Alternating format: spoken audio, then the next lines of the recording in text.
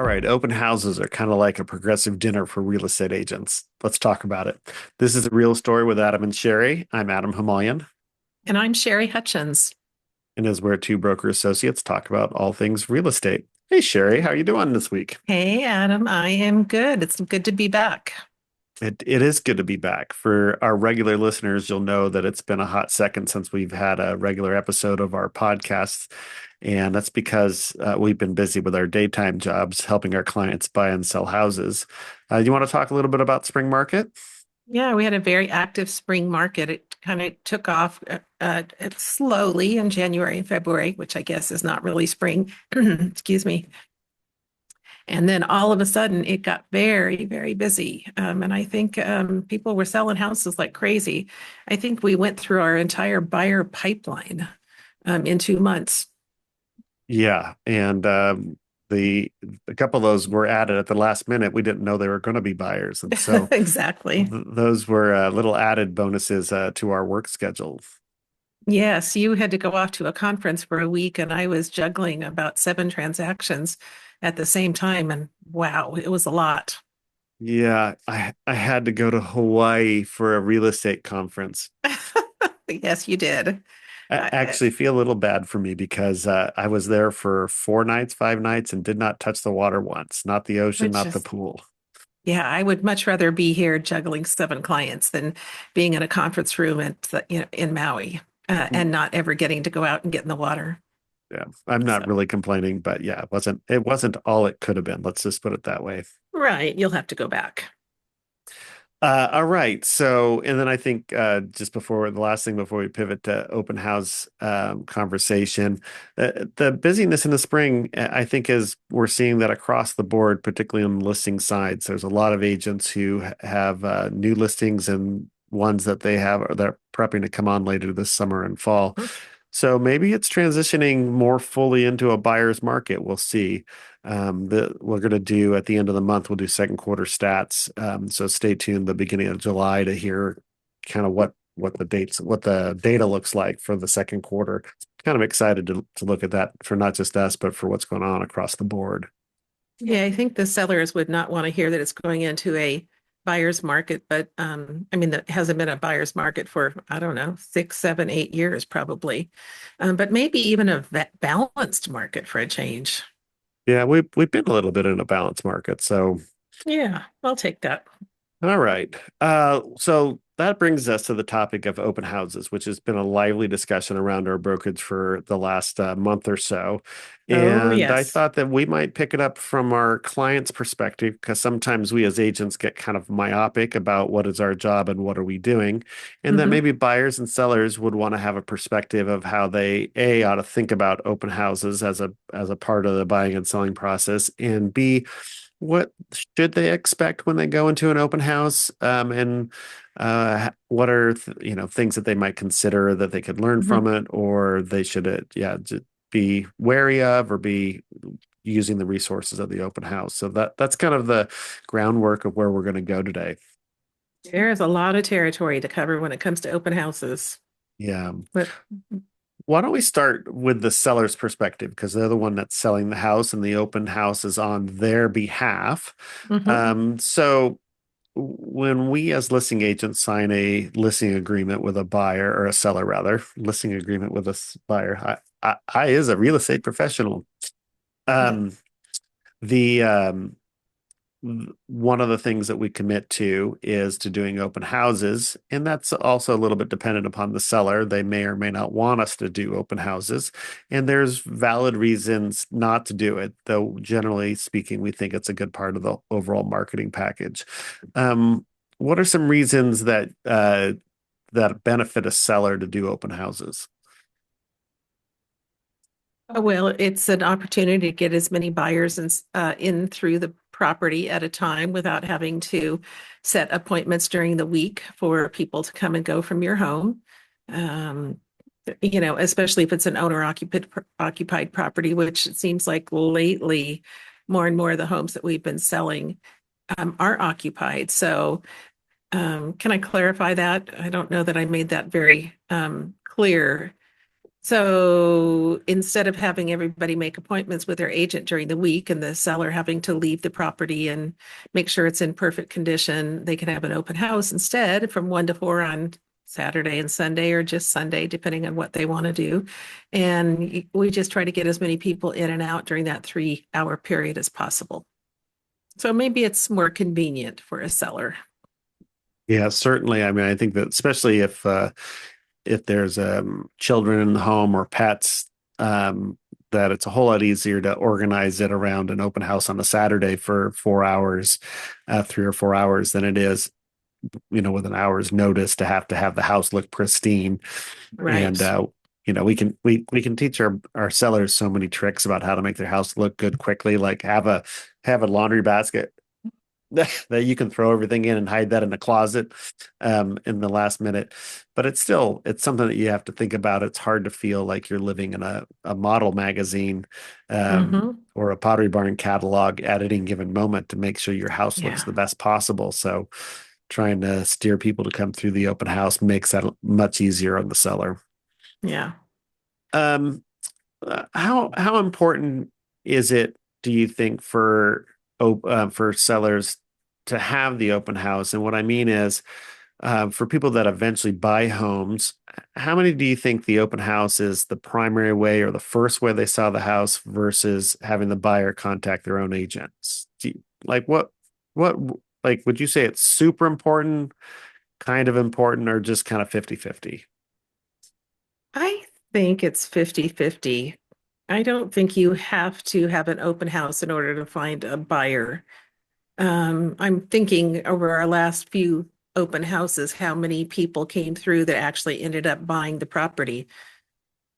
I'm trying to think.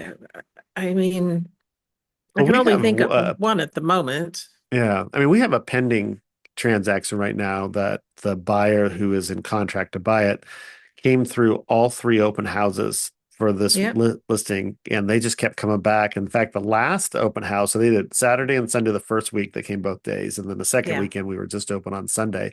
Yeah. And they jokingly said to me, because we were on a first name basis practically by them because they had spent so much time at the open house, even though they had their own agent. And they said, "We just wanted to make sure that we still love the house." And before they Yeah. left, they said, "Oh, we love it even more." Like, don't tell us that. Tell your agent that, because now we know you want it. So, Yeah, uh, the first time they came was when I was holding it open, and they were there for an hour and a half. And that's not something they can typically do when they've made an appointment with their agent. Um, for whatever reason, they feel like they need to walk in, look at the house, maybe take a second look, and then leave. And in an open house, they can spend 3 hours there if they wanted to, right? and sometimes that happens. I picked up a buyer at an open house last year, and he was the only buyer who came through the entire 3 hours, and he stayed the entire time. And finally, I was like, "Well, I'm closing up here." Do you remember who I'm talking about? Uh-huh. Yeah. We Yeah, eventually sold them a different unit. we did sell him a different house, which I think is what typically happens. People walk Yeah. through the house, and maybe it's not quite the right house, and they go buy something else, maybe that they've seen also on open house, right? Yeah. So it is worthwhile, but buyers do find the houses via open houses. But when we've had an inventory issue, shortage, that really it's been buyers working with agents who are like, as soon as I see it come on the market, they're making appointments with their agents to come look at it. So that's why we're not 100% in the camp that open houses sell. um, you have to do the open houses as a sell. I think that as we see it transition more into a buyer's market, we might see that important shift more, that the more access the homes have, the more likely they are to sell. But we're going to have to follow what's happening. But I think as of where we are right now, when it's been a seller's market and B, a little bit more of an even market, the open houses are still valuable, like we just said, but they're not as critical, because what's happening is that buyers, they're looking at Zillow or Redfin or Realtor.com or whatever platform their agents have for them, and they're seeing things come on the market literally the minutes that they're happening. They're faster than their agents can Sometimes before we see them. because they're on it all day at break, in between phone calls, Yeah. snack time, lunchtime, whatever it is. They are all over it as they should be when they're excited about looking for a house. Well, and I also think that you can almost divide buyers into two different age groups. One of them is people who are more our age, and they want to make an appointment with their agent, maybe even jump in the same car and go out and look at houses by appointment. And then there is another age group that's much, much younger, and they want to go and they want to have a list of open houses and see as many as they can. And our own clients do this, the ones in the 30s, 20s, and 30s. I don't know where the dividing line is, if it goes up into the 40s, age 40. But when they see something they like, then they call us and they say, we saw something we like. Can we meet you at the house and look at it together? And so for them, open houses are very important. So as we stick on the seller side just a little bit longer, because you kind of were opening the door to the buyer side, which will be a really Hmm. interesting conversation to have in a moment. Yep. One of the things that as sellers, when you sign a listing agreement, is you should have a full understanding about who's going to do the open houses for the listing agent. So Hmm. our practice is to do them ourselves mostly. Whenever we can. Whenever we can. Um, and the reality is when there's two of us, usually we can cover everything. Occasionally, we aren't able to do that, and so we will rely on our colleagues from our brokerage to come do the open house. And your listing agreement is technically with the brokerage, even though you have your agents that are specifically the ones working with you. So the brokerage essentially is providing this other agent. It's not exactly the way to think about it, but it is somebody who has a fiduciary responsibility to you to help you sell the house. Yep. And it's important that if that's happening, that your listing agent should be clear with you that that's what they're doing, and then also what they can expect as far as that the continuation of that fiduciary responsibility. I want to say loyalty. Loyalty is not exactly the right word. That being said, the it's one of the reasons why that's beneficial for that agent to do it is that they might be able to make a relationship with a buyer who comes in who's not working with an agent. Hmm. And it's where a dual agency might come into play, where if they establish a relationship with one of those buyers, that agent might write an offer for that buyer on that listing, Yep. and that would benefit a lot of people. But you just need to be aware of that would be happening, because Sherry and I, when we do listings, we do not double end transactions. Occasionally, I mean, I think that we could on in the almost 10 years we've been together, I think there's been less than five transactions, and Yeah. the couple hundred transactions that we've done together. Yeah. Um, It's not a comfortable spot to be when you're representing both buyer and seller. I'm yeah. not a fan. I'm not a fan. But when a colleague from the brokerage is representing well, technically the broker is doing dual agency. We, as your listing agents, won't be representing the buyer. That would be a Mhm. different agent, and so confidentialities are held separately. But you'll want to ask those questions if you're selling your house. What your agent's going to do? They getting a commission split off of that person who came in to help out? That sometimes that happens.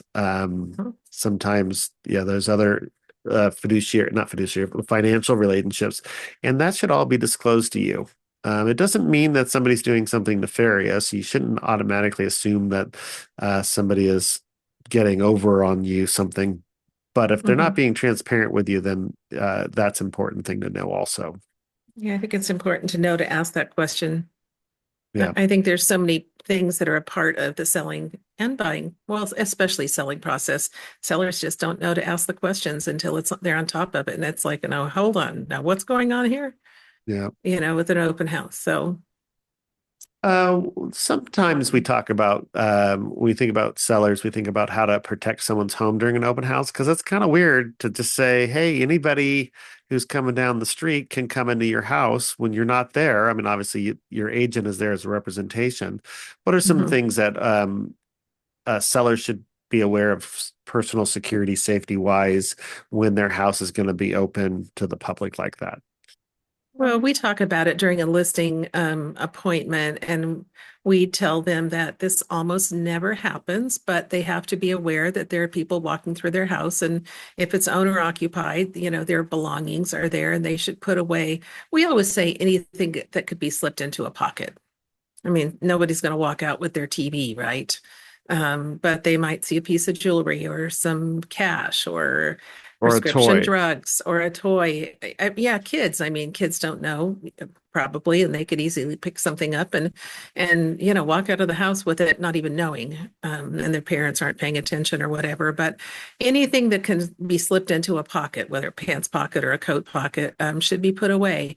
And we like to pay attention to jewelry, cash, prescription drugs. I mean, even if it's your thyroid medication or your blood pressure medication, people don't look at it. They just grab the bottle. And again, this hardly ever happens. I mean, I think I've had it in 25 years, maybe twice that I can think of where somebody's taken something out of a house.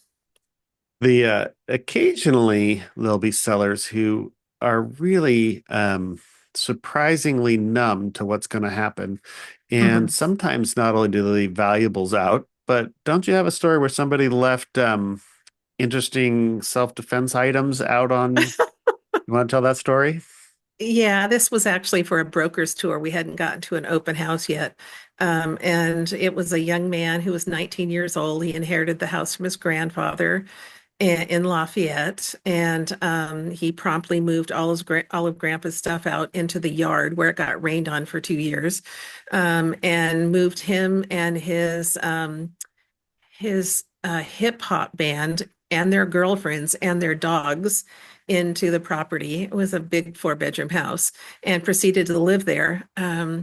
And I had a broker's tour on a Tuesday morning, and the house was in disarray, as you can imagine, with a bunch of teenage boys living there. But I had walked through and turned on lights and thought I was ready to go. And the first agent who came through the house also walked through, was dropping his business card off at where I was in the kitchen, and said, "By the way, there's 2 guns on the bed in that back bedroom you might want to put away." And sure enough, there were 2 guns just laying on the bed. And they had just like, oh, you want me to put those away? I mean, I've had a lot of listing appointments, and I've said, anything that slips in your pocket. I never said your guns need to be put away, because it never occurred to me. So the young kid came home and he put them away. And I don't know, a couple days later, that house was only on the market for a week, but a couple days later, I had to go over there and have a very firm talk with all of them about not smoking pot in the house, because people were going in to show the house and there was smoke everywhere and contact highs and who knows what else. But that was a fun transaction. No kidding. Yeah, every once in a while you hear about interesting things like that. Um, Have you ever had anything in a house that was left out that shouldn't be left out? no, no. I have responsible clients. Your clients are unarmed. That's right, exactly. Or they have trigger locks and gun safes that they utilize, amongst other things. I mean, Yeah, yeah. I did have a one place where there was a bong out and all the paraphernalia that went with the bong, but that was just trying to clean stuff up. Just one, huh? Yeah, you know, Amateurs. the other thing is also, we tell sellers to maintain their homeowners insurance liability, Yeah, because it's possible somebody could get hurt. Obviously, if there's a deck, we could talk yeah. about falling through deck stories later, Sherry. Oh, yeah. Um, but there was an incident I think in San Jose, the South Bay, someplace down there, where somebody fell into a pool and broke their leg, and of course sued everybody, including Hmm. the homeowner and the listing agent. And so for a while there was the risk management department of our brokerage was recommending that if we were selling a house with a pool, that at the open house, we had to station somebody next to the pool and say, "There is a pool. Beware. Don't fall into the pool." And I thought, if you have to be explained not to fall into the pool, there's no amount of warning that's going to fix that. No comment. Seriously. We're in California. Everybody has enough money to sue everybody else, I guess. But what Exactly. about, didn't we go to a open house in Saranac one time? It was listed by, I think, by our risk management manager, who's also a selling agent from our Walnut Creek office. And we walked through this pretty house, and shortly thereafter, another agent came through and didn't notice that the sliding glass door was closed because it was so clean, and walked into it and broke it. The Oh, whole thing I broke. don't remember Do you that. not Oh. remember that? You know who it was? It was the agent who you sent me a picture of her shoes this morning. Oh, was it? Oh my gosh. Okay. Yeah, yeah, Yeah, yes. everybody's now wondering. Me, we're not going to tell you. Um, I'm I I'm will just, pretty I'm pretty sure that's who it was. yeah, well, okay. I won't describe the shoes in case she's listening. Um, uh, uh, Or the fact that you're taking pictures of women's shoes and sending them to me. these were, yeah, well, no comment. That's a Like, whole different you're podcast. really outing me here.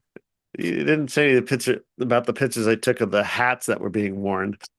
Like, this is No. not the Kentucky Derby, people. It's just a brokers meeting. All right. Let's Anyways, talk about buyers. So okay. buyers, when they come to an open house, this has really changed over the last couple of years for buyers. Yeah, And open houses, like we already said, is a mixed bag as far as how much of a priority it is. And what we have found with many of our younger buyers, and when I say younger, I mean 40 and under, like you indicated, they like going and shopping on their own. Sometimes they don't want to um, burden us or, whatever it is, they want to let us have our Saturday. And it's they like, don't want to waste our time, they well, say. waste our time. And it's like, this is our job. And we love going to look at houses, especially with our clients. We want to hear them talk about it. We want to Yeah. hear what they love about houses or what they're concerned about. Um, Oh, and it's it's one of my favorite parts, my job, actually. exactly. We don't mind, happy to go show houses on Saturday and Sunday because that way I don't feel guilty about taking Wednesday morning off to go play a round of golf, for instance. Right. We're recording this on Tuesday. I'm playing tomorrow. All right. Um, the so we do like going with, but we understand that sometimes, like, hey, we're not sure of our schedule. We don't want to be locked in. We're going to go when we want to go. We get to Yeah. decide by ourselves which ones we're going to look at without having to feel like we've imposed on somebody. So we get it, even though we want to make sure you know that we like going with you. Yeah. Um, and so they'll go look, and then if they like something, they'll call us and say, "Hey, let's go back and look at this particular house together." Yep. Yep. So when a buyer walks into an open house these days, first of all, if there are open house signs out, you're welcome to go. You don't have to wait for an invitation. You don't even have to be serious about shopping for that house. Um, you don't have to know whether it's in your price point or anything about it. You could just see the sign and say, "Oh, they've invited me into their open house, and I'm welcome." Yeah. So Let's that's go see come if they have any good snacks. exactly right. That's what I was thinking. Chocolate chip cookies. Um, Exactly. one my first open house ever, I baked well, I can't remember whether I baked it or my wife baked it, but brownies and lemon bars. I've never heard this story. And I never did it again because what the lemon bars had powdered sugar top, so that when people took a bite of them, the powdered sugar went everywhere. And this was an Yes. owner-occupied house, and it was a warm day, and the brownies were really deliciously gooey. But then people had chocolate on their fingers and like were trying not to spread it all through my owner-occupied house. Yep. Yep. You So never did that again. never did that again. I was like, oh, that's gonna be fun. I'm gonna play host. I'm gonna serve great food, and my wife's baking, and everyone loves my wife's baking, and they're Yeah. gonna love me. And like, oh my gosh, we I'm want going him to to sell sell a our million house because he's houses. got snack food.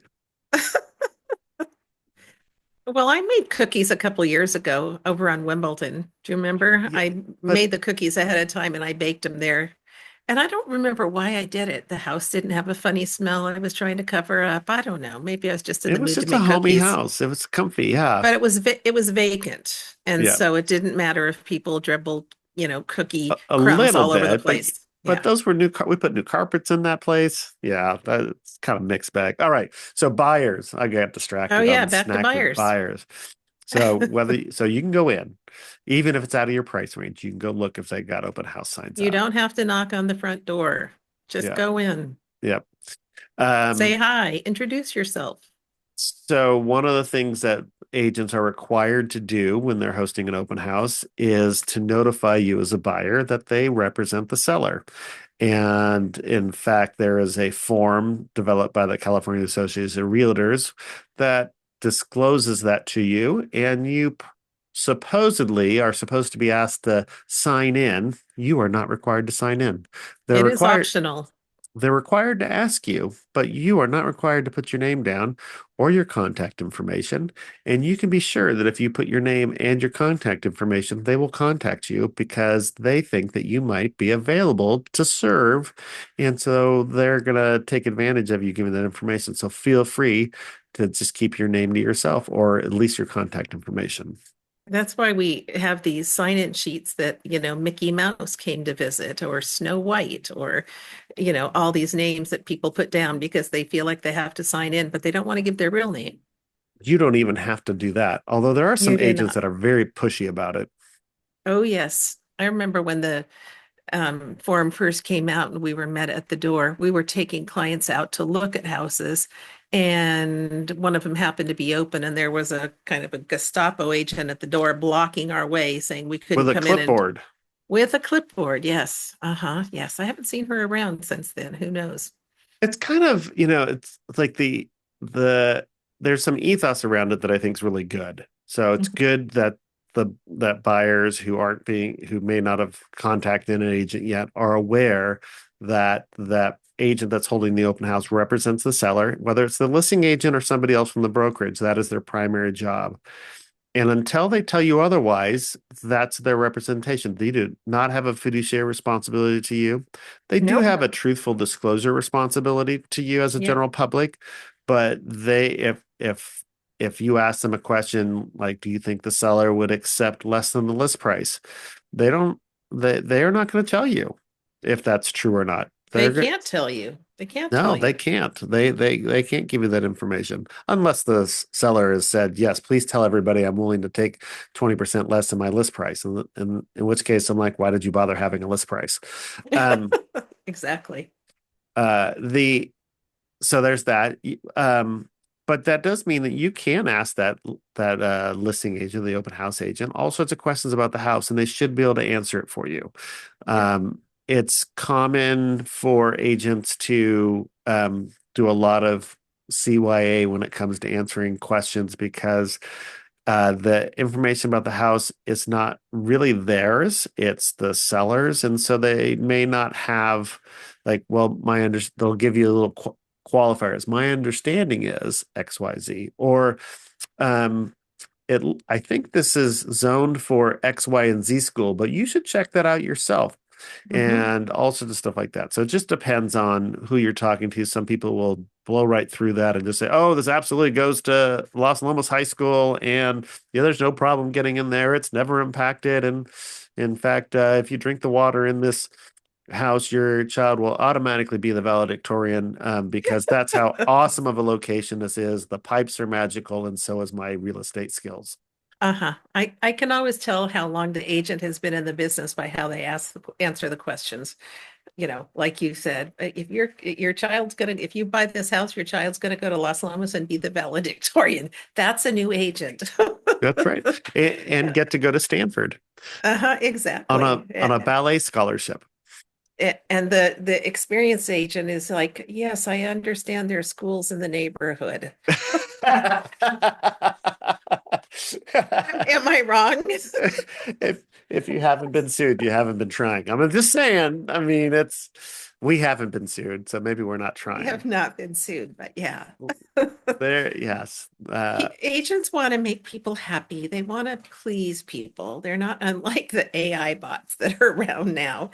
And they want to tell you something that's going to make you happy. But you should, well, for one thing, let's tell people when you go into a house, you should assume that at some point you need to go get your own agent Do not try to be friendly to the listing agent. They work for somebody else. They are not going to work for you. They're going to tell you the truth about the house because they're obligated to. They have a fiduciary responsibility and they have disclosure duties, but they are not there to represent you. So, If it's not the listing agent and it's another agent from the brokerage, you connect with them, that might not be a bad choice. Um, but we definitely don't advocate that you seek a bargain. Like, well, if I work with you, will you give me 1% off yeah, commission or something like that? yeah, Obviously, that's your choice. And I don't, I don't care about what commission another agent makes or anything like right, that. Our concern is that you're represented exclusively for your rights. And when an right. agent is working both sides of a transaction, they lose all their capacity to advocate for you, which Yeah. is why Sherry and I don't do it. But so if you're thinking about doing a long-term search, but it's not that house, that agent might be a good agent to work with because they know that Yeah. neighborhood. And it's like, well, yeah, this isn't the right house. Maybe you can help me find it. That's a different conversation. And it's okay to ask the agent, are you the listing agent or are you an open house agent? It's okay Yeah. to ask that and understand the difference based on which answer they give you. Listing agent represents a seller. Someone who's holding it open does not represent the seller. I mean, they do from a fiduciary standpoint, but they can also represent a buyer and you will have good representation, Yeah. not dual agency. So Can you good. open closet doors and cupboards and things like that at an open house? Absolutely. Yeah. Yeah. That's a little warning to sellers. So the other thing is that you'll sometimes discover, especially in owner-occupied houses, is what I like to refer to as the escrow garage, where people declutter their house, and then all of a sudden the garage is overfilled with personal belongings. Yeah, yeah. There, All the furniture, everything goes out there. there was one house that we showed some buyers last year that there was so much stuff in the garage. It just looked like at some point they were just throwing things into the center of the garage, piling it on top of each other. I was afraid to step into the garage because I was that the pile would fall on you. Usually you can at least kind of see the general space that's there, but this was not that Yeah. way. I don't think you could get in the garage. You could just kind of look and say, yeah, No, there's a garage there. no. Yeah. When they move out, we'll see what it really looks like. One of the things that happens when you go to an open house is you might fall in love with the aesthetics of it straight away, and that's Mhm. really great. And so maybe you saw pictures online and there's a particular thing in the kitchen that you were interested in, or you loved the look of the primary bathroom. And those, it's great to just be in the space. It's as powerful as those images online are.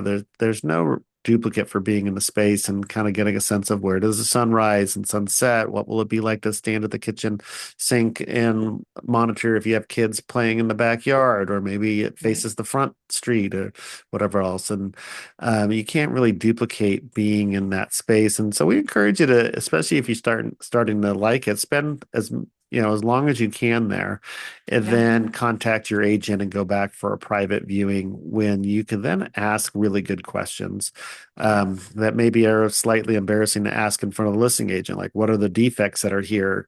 Why is this crack here? And of course, those are questions you can ask the listing agent, but with your agent, you might get a more thorough answer about those types of things. Certainly, I mean, it's possible it's a different answer, right? Yeah. The listing agent's going to say you should look at the disclosure package and, you know, ask questions or hire an inspector if you have any. But a buyer's agent may answer that question differently. Yeah. And one of the things that then also that kind of happens as a follow-up is like those disclosures that are in the disclosure packet, you might not have looked at them before you went to the open house. But if it is a house you like, then contact your agent to request the disclosures. And then Mhm. before you go back, you should look through the disclosures so that if there's something on the report that you have a question about, when you go back, then you can look more specifically at those defects. So it said something about the roof. Let's look at the roof when we go back. Or it said something about this outlet didn't have a cover on it. Let's take a look and see what did that mean? Is it something that can be Yeah, easily fixed?